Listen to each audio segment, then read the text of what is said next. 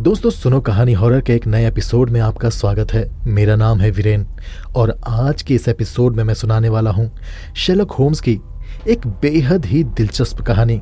ये कहानी छोटी जरूर है पर इस कहानी में एक बहुत बड़ा रहस्य छुपा हुआ है। मुझे उम्मीद है आपको ये कहानी जरूर पसंद आएगी, इसलिए इस कहानी को आखिर तक सुनिएगा। वीडियो को लाइक कीजिएगा, कमेंट करके अपना फीडबैक दीजिएगा और हाँ, हाइप करके वीडियो को आगे बढ़ाइएगा। चलिए बिना किसी देरी के ये कहानी शुरू करते हैं। नवंबर की ठंडी और बरसाती सुबह थी। बाहर तेज हवा चल रही थी और बारिश की बूंदें खिड़की से टकरा रही थी। ऐसा लग रहा था जैसे मौसम खुद किसी राज को छुपा रहा हो। शेरलॉक होम्स सुबह से अपने एक छोटे से प्रयोग में लगा हुआ था। उसके सामने मेज पर एक कांच की टेस्ट ट्यूब रखी थी जिसमें नीले रंग का तरल भरा था। कभी कभी वो उसे ध्यान से देखता, कभी उसमें कुछ मिला देता। कमरे में हल्की सी जली हुई माचिस जैसी गंध फैली हुई थी, लेकिन मुझे इसकी आदत थी, इसलिए मुझे कोई परेशानी नहीं हुई। जब हम कमरे के फायरप्लेस के पास बैठे थे तब शेरलॉक होम्स ने कहा, मेरे प्रिय वॉटसन, असली जिंदगी किसी भी कहानी से ज्यादा अजीब होती है ना? मैं अपनी आराम कुर्सी पर बैठा अखबार पढ़ रहा था। कुछ देर बाद मैंने अखबार नीचे रखते हुए कहा, नहीं शेरलॉक होम्स, मैं तुम्हारी इस बात से सहमत नहीं हूं। जिंदगी इतनी अजीब नहीं होती जितना तुम बोल रहे हो। ज्यादातर समय तो सब कुछ बहुत साधारण और उबाऊ ही होता है। अब इस अखबार को ही देख लो। सरकारी रिपोर्टें हैं, राजनीति की खबरें हैं, इसमें कहीं भी कोई खास या रहस्यमय बात नहीं है। शेरलॉक होम्स ने हल्की मुस्कान के साथ मेरी ओर देखा, जैसे उसे पहले से ही पता हो कि मैं ऐसा ही कुछ कहूंगा। शेरलॉक होम्स हंसा, फिर वो उठा और खिड़की के पास जाकर धुंधली और लंदन की स्लेटी सड़कों को देखने लगा। फिर बोला, ऐसा इसलिए वॉटसन क्योंकि तुम छोटी छोटी बातों पर ध्यान नहीं देते हो। तुम देखते हो लेकिन निरीक्षण नहीं करते। उदाहरण के लिए अखबार के पेज 3 पर वो आर्टिकल देखो, प्रोफेसर जूलियन बास्ट्रो की मौत के बारे में। मैंने अखबार का पन्ना पलटा। तीसरे पन्ने पर एक छोटी सी रिपोर्ट थी। उसकी हेडलाइन थी, महान रसायन शास्त्री की प्रयोगशाला में दुर्घटना से मृत्यु। उस आर्टिकल में लिखा था कि प्रोफेसर बास्ट्रो, जो कि एक प्रसिद्ध वैज्ञानिक थे, रात में अपनी निजी प्रयोगशाला में अकेले थे। एक खतरनाक गैस की बोतल टूट गई, विस्फोट हुआ और वो तुरंत ही मर गए। पुलिस ने इसे दुर्घटना करार दिया था। अब यह खबर दुखद थी लेकिन रहस्यमय नहीं थी। मैंने कहा, अब शेरलॉक, प्रोफेसर बास्ट्रो एक बूढ़े आदमी थे, लगभग 70 साल के। वे हर रात प्रयोगशाला में बिताते थे। वे सरकार के लिए कोई गुप्त परियोजना पर काम कर रहे थे। वैज्ञानिकों के साथ दुर्घटनाएं होती रहती है होम्स। शेरलॉक होम्स ने पूछा, अच्छा, क्या तुम्हें ये अजीब नहीं लगता वॉटसन? उसके हाथ अब तेजी से हिल रहे थे। ये उसकी आदत थी जब उसका दिमाग तेजी से काम कर रहा होता। शेरलॉक ने कहा, वॉटसन, प्रोफेसर बास्ट्रो इंग्लैंड के सबसे सतर्क व्यक्ति थे। उन्होंने प्रयोगशाला सुरक्षा पर 3 किताबें लिखी थी। प्रयोगशाला के कैसे कैसे प्रिकॉशंस अपनाने चाहिए, उन सब की उन्हें अच्छे से जानकारी थी। फिर भी वो इतनी बड़ी गलती कैसे कर सकते हैं वॉटसन? शेरलॉक होम्स ने मेरे जवाब का इंतजार भी नहीं किया। उसने अखबार उठाया और पेज नंबर 3 पे उस आर्टिकल को बहुत धीरे धीरे पढ़ना शुरू किया। शेरलॉक की आंखें हर लाइन पर रुक रही थी, जैसे कोई गुप्त कोड सुलझा रही हो। शेरलॉक ने कहा, इस लाइन को देखो वॉटसन, यहां पर लिखा है कि संघर्ष के कोई निशान नहीं मिले। अब तुम ही बताओ वॉटसन, एक साधारण दुर्घटना की रिपोर्ट में ऐसा वाक्य क्यों लिखा जाएगा? मैंने कहा, शायद पुलिस सावधानी बरत रही हो। हाँ शायद, होम्स ने धीरे से कहा। अब या शायद वो कुछ ऐसा सुझाना चाहते हैं जो उन्हें खुद समझ नहीं आया। तभी दरवाजे पर जोरदार दस्तक हुई। होम्स ने कहा, अब दरवाजा खुला है, अंदर आ जाइए। तभी एक लंबा प्रभावशाली आदमी कमरे में दाखिल हुआ। उसने महंगा काला कोट और हैट पहना हुआ था। उसका चेहरा चिंता और घबराहट से सफेद पड़ चुका था। वो बिना रुके फायरप्लेस के पास वाली बड़ी कुर्सी में आ बैठा। फिर उसने कहा, मिस्टर होम्स, मैं सर हेनरी मार्वल हूँ, सरकारी विज्ञान कार्यालय का निदेशक। मैं बहुत बड़ी मुसीबत में हूँ मिस्टर होम्स। आपको मेरी मदद करनी होगी, वरना ऐसा घोटाला होगा जिससे पूरा देश हिल जाएगा मिस्टर होम्स। शेरलॉक होम्स मुस्कुराया और उसने सर हेनरी को पानी का एक गिलास देते हुए कहा, बैठिए सर हेनरी। अब आप शायद ईस्ट लंदन की प्रयोगशाला से आए हैं और आप फाउंटेन पेन से लिखना पसंद करते हैं, लेकिन आज इतनी जल्दबाजी में थे कि आपने साधारण पेंसिल इस्तेमाल की है, राइट? यह सुनकर सर हेनरी चौंक पड़े और साथ ही साथ डर भी गए। उन्होंने हैरानी से कहा, अब ये सब आप कैसे जानते हैं मिस्टर होम्स? शेरलॉक होम्स ने कहा, आपके दाहिने अंगूठे पर ग्रे लेड का हल्का सा निशान है और आपके जूतों पर पीली मिट्टी लगी हुई है जो केवल ईस्ट एंड की नदी के किनारे मिलती है। अब आप अपनी परेशानी के बारे में बताइए। सर हेनरी ने पानी पिया और अपनी कहानी शुरू की। अब मिस्टर होम्स, जनता को सच का केवल आधा हिस्सा ही पता है। प्रोफेसर बास्ट्रो ग्रीन फायर नामक परियोजना पर काम कर रहे थे। ग्रीन फायर हमारे जहाजों के लिए एक नया ईंधन है, देश का सबसे बड़ा रहस्य। अगर दूसरे देशों को पता चल गया तो युद्ध हो सकता है मिस्टर होम्स। लेकिन प्रोफेसर बास्ट्रो की मौत के बाद बहुत डर लग रहा है।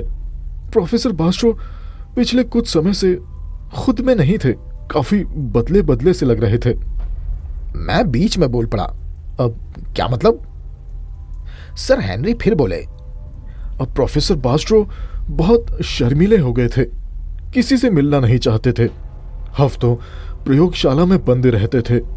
वे केवल अपने सहायक पीटर स्मिथ से बात करते थे। स्मिथ एक दुबला पतला शांत मामूली आदमी है मिस्टर होम्स। वो प्रोफेसर का खाना बनाता था, लेबोरेटरीज में कांच के इक्विपमेंट्स को साफ करता था। लेकिन कल रात एक विस्फोट हुआ और उसमें प्रोफेसर बास्ट्रो की मौत हो गई। अगर उनका काम, उनका फॉर्मूला खो गया तो सरकार की हालत खराब हो जाएगी मिस्टर होम्स। सर हेनरी फिर रुके और फिर आगे बोले, एक और बात मिस्टर होम्स, कल शाम एक और वैज्ञानिक आए थे, डॉक्टर लायनल फॉसेट। दोनों के बीच काम को लेकर काफी बहस हुई। डॉक्टर लायनल फॉसेट ने कहा कि प्रयोग खतरनाक और मूर्खतापूर्ण है। वे दोनों जोर जोर से बहस कर रहे थे। उनके नौकरों ने भी सुना। होम्स की आंखें चमकी। वो मुझसे बोला, मौत से ठीक पहले एक दूसरे वैज्ञानिक से झगड़ा। ये नोट करने वाली बात है वॉटसन। फिर शेरलॉक होम्स आगे बोला, हमें तुरंत प्रयोगशाला चलना चाहिए। वॉटसन, तुम अपना डॉक्टरी वाला बैग भी ले आओ, वहां चिकित्सीय नजर की जरूरत पड़ सकती है। उसके बाद हम कोहरे से ढकी लंदन की सड़कों से कैब लेकर ईस्ट एंड पहुंचे। प्रयोगशाला नदी के किनारे एक छोटी ईंट की इमारत थी। दरवाजे पर एक पुलिसकर्मी खड़ा था। प्रयोगशाला के अंदर धुआं और रसायनों की तेज गंध थी। टूटी मेज के पास फर्श पर एक शव पड़ा था। वो शव सफेद लैब कोट पहने था, सफेद बाल, पतला चेहरा, पास में टूटे कांच के टुकड़े और भारी चश्मा पड़ा था। मैंने शव को देखा। देखने से विस्फोट काफी बड़ा था। एक बड़ा कांच शव की छाती पर धंसा हुआ था। देखने से बहुत ही भयावह दुर्घटना थी। शेरलॉक होम्स चुप था। वो घुटनों के बल बैठा और कांच के टुकड़ों के बजाय शव के चेहरे को अपने मैग्नीफाइंग ग्लास से देखने लगा। हाथ, बाल और अंत में नाक। फिर शेरलॉक होम्स फुसफुसाया, ये काफी अजीब है। सर हेनरी ने पूछा, आपको कुछ मिला मिस्टर होम्स? शेरलॉक होम्स खड़े होते हुए बोला, सर हेनरी, आपने कहा कि प्रोफेसर बास्ट्रो मशहूर विद्वान थे, 40 साल किताबें पढ़ी, माइक्रोस्कोप देखा, राइट? सर हेनरी बोले, हाँ, हमेशा भारी चश्मा पहने हुए रात रात भर पढ़ाई करते थे। शेरलॉक होम्स ने वो चश्मा उठाया और सर हेनरी को दिखाते हुए पूछा, सर हेनरी, क्या वो ये भारी चश्मा हमेशा पहनते थे? सर हेनरी बोले, हाँ, बिना चश्मे के वो 1 मीटर आगे देख भी नहीं सकते थे। उनकी आंखें बहुत कमजोर थी। शेरलॉक होम्स फिर मेरी तरफ मुड़ा और बोला, वॉटसन, तुम डॉक्टर हो, एक बात बताओ, 40 साल भारी चश्मा पहनने से चेहरे पर क्या असर होता है? अब चश्मे का वजन नाक की नोक पर लाल निशान या गड्ढे छोड़ देता है। जहां पर वो चश्मा टिकाया जाता है वहां पर त्वचा हल्की सी दब जाती है। इस वजह से नाक के ऊपर एक निशान पड़ जाता है। शेरलॉक होम्स बोला, बिल्कुल सही कहा। लेकिन इस शव की नाक देखो, एकदम बच्चे जैसी चिकनी है, कोई निशान नहीं। ऐसा लगता है जैसे इस मरे हुए आदमी ने कभी चश्मा पहना ही नहीं। यह सुनकर सर हेनरी का चेहरा लाल हो गया। वो बोला, असंभव, ये प्रोफेसर बास्ट्रो ही है। वही बाल, वही कद, वही चेहरा। आप इनकी तस्वीर से भी मिलान करके देख सकते हैं मिस्टर होम्स। शेरलॉक होम्स बोला, हाँ, दिखता तो वैसा ही है, पर यह प्रोफेसर बास्ट्रो नहीं है सर हेनरी, बल्कि ये एक कोल्ड ब्लडेड हत्यारे की चाल है, एक षड्यंत्र। तभी प्रयोगशाला के बाहर गलियारे में तेज कदमों की आवाज आई और एक लंबा पतला आदमी प्रयोगशाला में दाखिल हुआ। उसका चेहरा पीला पड़ा हुआ था, आंखें बेचैन थी। अंदर घुसते ही वो बोला, मैं डॉक्टर लॉयनल फॉसेट हूं। उसने तेजी से कहा, अब सुना है कि यहाँ इन्वेस्टिगेटर आए हैं। मुझे तुरंत पता करना था कि यहाँ हुआ क्या है। सर हेनरी ने भौवें चढ़ाई और बोले, आपका कल रात प्रोफेसर के साथ झगड़ा हुआ था, है ना? लॉयनल फॉसेट ने तीखे स्वर में कहा, हाँ, हुआ था, क्योंकि वो गलत था। मैंने बस उसको इतना कहा था कि उसका ये ईंधन अस्थिर है, इससे दुर्घटना हो सकती है। लेकिन मैं बता दूं कि उसकी मौत में मेरा कोई हाथ नहीं है, अगर आप लोग ऐसा कुछ सोच रहे हैं तो। शेरलॉक होम्स चुपचाप उसे देखता रहा। फिर उसने डॉक्टर लायनल फॉसेट के ऊपर एक सवाल दे मारा। अच्छा डॉक्टर साहब, आप झगड़े के बाद वापस कब गए? डॉक्टर फॉसेट बोला, यही कोई 10 बजे होंगे। हाँ, 10 बजे मैं यहां से चला गया था। शेरलॉक होम्स ने सिर हिलाया और बोला, थैंक यू डॉक्टर, ये बहुत उपयोगी जानकारी दी आपने। उसके बाद फॉसेट हम सबको देखता रहा, फिर बिना कुछ कहे वहां से चला गया। सर हेनरी ने फुसफुसाया, मिस्टर होम्स, ये बास्ट्रो से नफरत करता था, क्योंकि प्रोफेसर बास्ट्रो इसके बहुत बड़े प्रतिद्वंदी थे, एक बड़े कॉम्पिटिटर। शेरलॉक होम्स कुछ नहीं बोला। वो कमरे में टहलने लगा। कोने में एक छोटा बिस्तर पड़ा था, जहां प्रोफेसर बास्ट्रो का सहायक पीटर स्मिथ सोता था। फिर प्रयोगशाला के कोने में रखी एक कचरे की टोकरी में से शेरलॉक होम्स ने कागज का एक टुकड़ा उठाया। उसने उस कागज के टुकड़े को साफ किया और पढ़ा, और फिर हंसता हुआ बोला, छोटी छोटी चीजें सबसे महत्वपूर्ण होती है वॉटसन। अब सर हेनरी, प्रोफेसर बास्ट्रो का सहायक पीटर स्मिथ कहाँ है? सर हेनरी बोले, अब वो सदमे में है मिस्टर होम्स, दूसरे कमरे में सो रहा है। वो अपने मालिक की मौत से बहुत दुखी है। उसे सदमे से बाहर लाने का वक्त आ चुका है सर हेनरी। आप जाइए और उसे मेरे सामने लाइए। 1 मिनट बाद पीटर स्मिथ आया। छोटा कद, सांवला रंग, काले बाल, शांत आंखें। वो बहुत डरा हुआ लग रहा था। उसने हाथ जेब में डाले हुए थे। शेरलॉक होम्स ने उसकी तरफ देखा और कहा, मिस्टर स्मिथ, आप बहुत अच्छे सहायक रहे हैं। 6 महीने से प्रोफेसर की सेवा कर रहे हैं। उनके रहस्यों को अच्छे से संभाल कर रखा है आपने। इस उम्र में भी इतनी मेहनत काबिले तारीफ है मिस्टर स्मिथ। मैंने बस कोशिश की है सर, स्मिथ ने धीमी आवाज में कहा।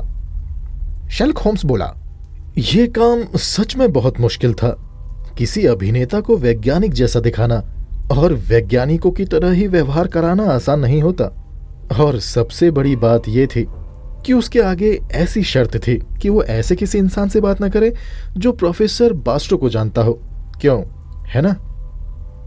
होम्स की ये बात सुनकर कमरा एकदम शांत हो गया।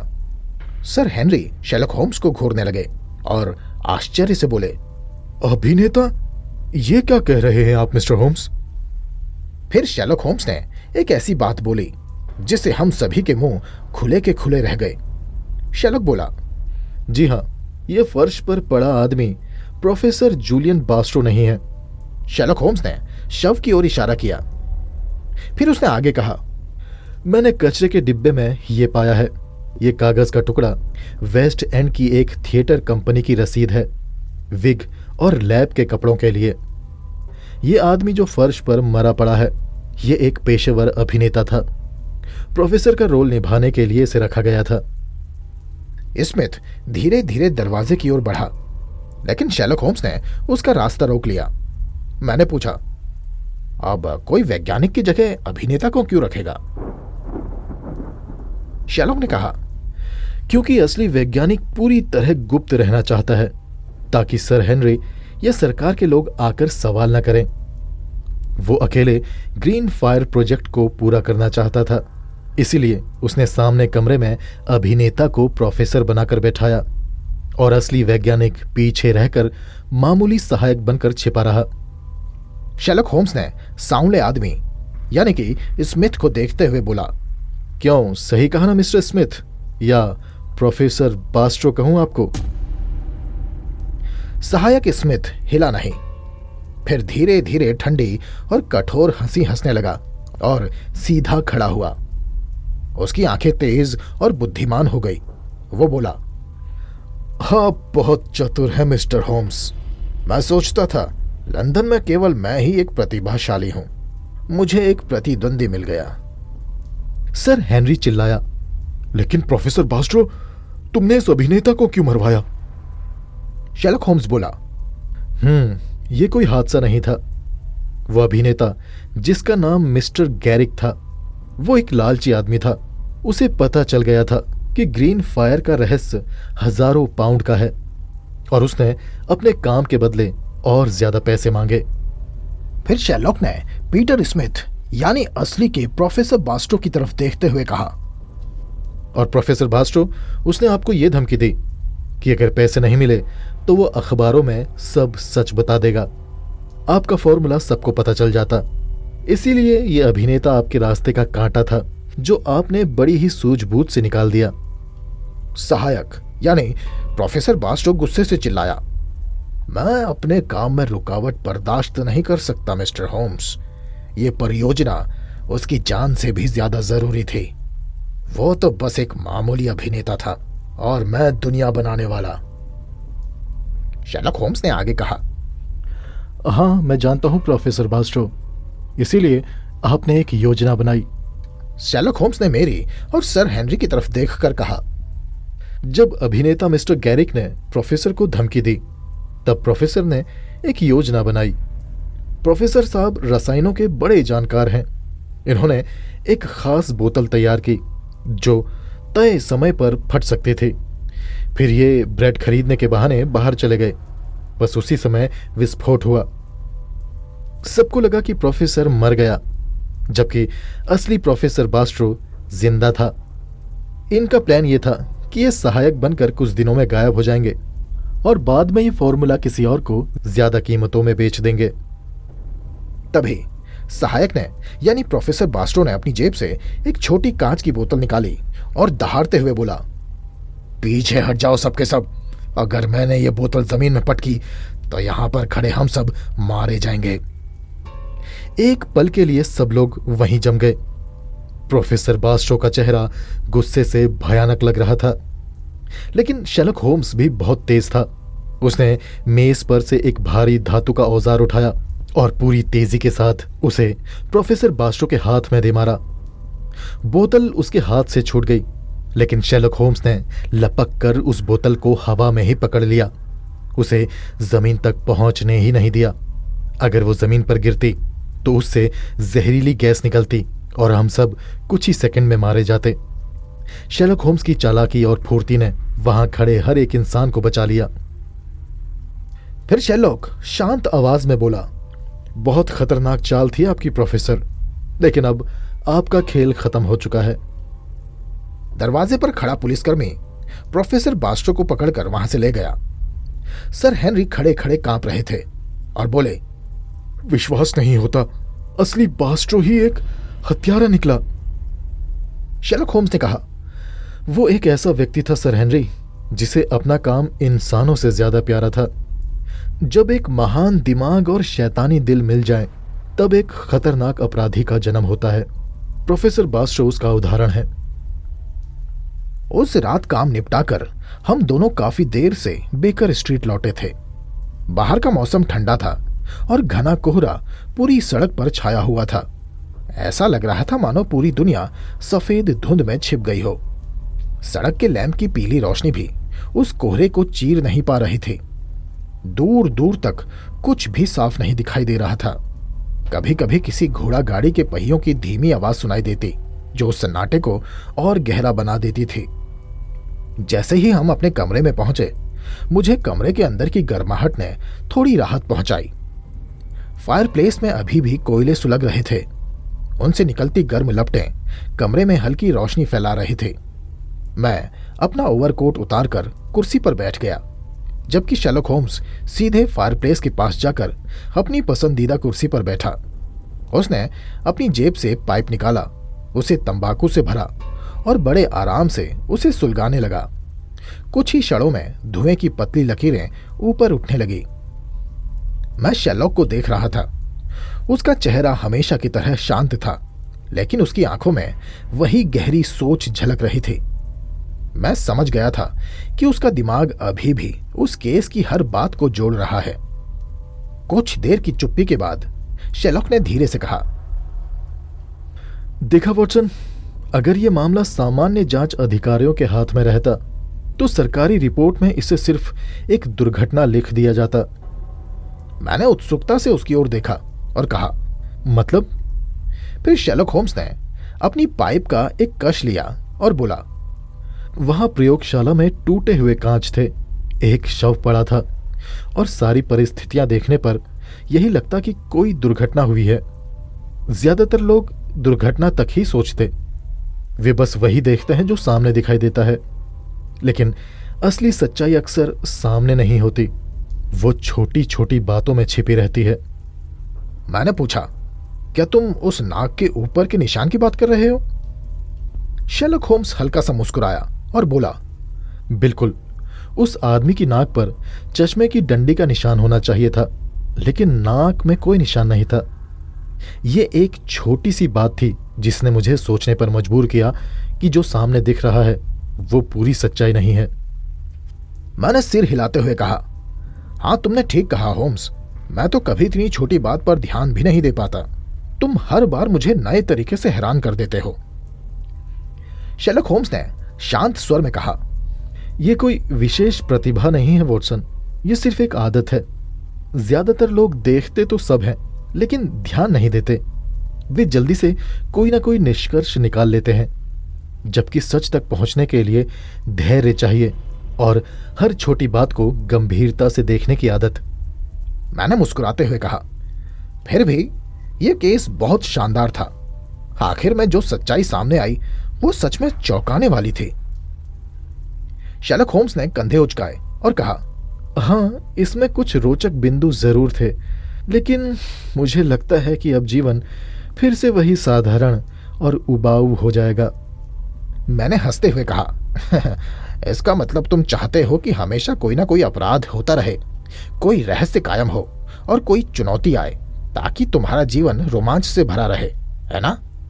शेरलॉक ने हल्की सी हंसी के साथ कहा, हाँ, जब तक कोई नया मामला सामने नहीं आता मुझे लगता है जैसे मेरा दिमाग जंग खा रहा हो। कमरे में फिर से कुछ पल के लिए शांति छा गई।